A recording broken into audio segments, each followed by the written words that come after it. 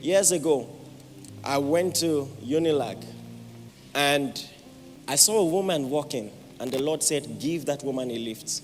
And so I gave her a lift. She started talking about how she's, what do you call staff that are not, non-academic staff. She's a non-academic staff. And by sheer hard work, she was able to get her daughter to gain admission to Unilag. Her daughter is in Unilag, but she's not coping. And now she tried to enroll her into lesson, but she can't afford that. And I asked her, how much is the lesson? She said 7,000.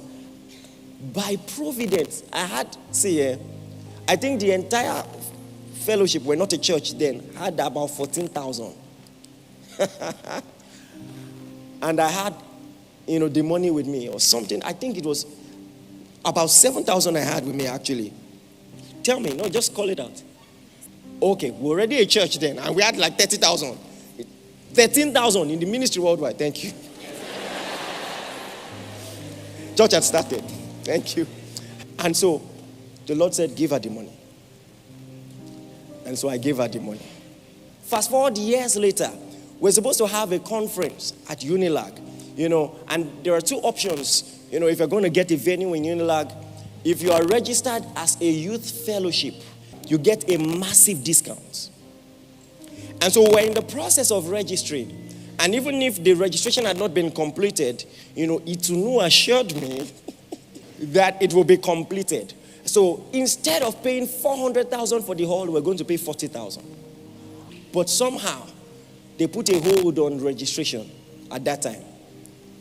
And we had already made inquiries about the hall, booked the dates as a campus fellowship.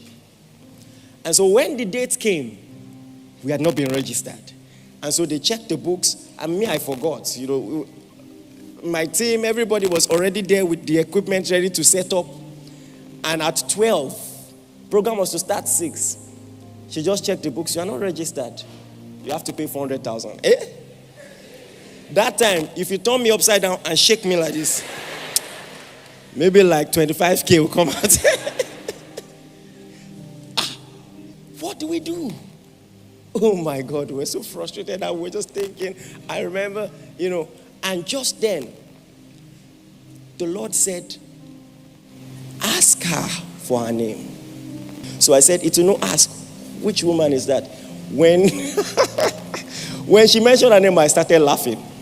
It was that woman that day. This was already 3 p.m. If that miracle didn't happen, no program. We had printed flyers shared around, And so I said, tell her that pastor that picked her up. She said, why didn't you tell me it's the one? The rest is history. We had our program.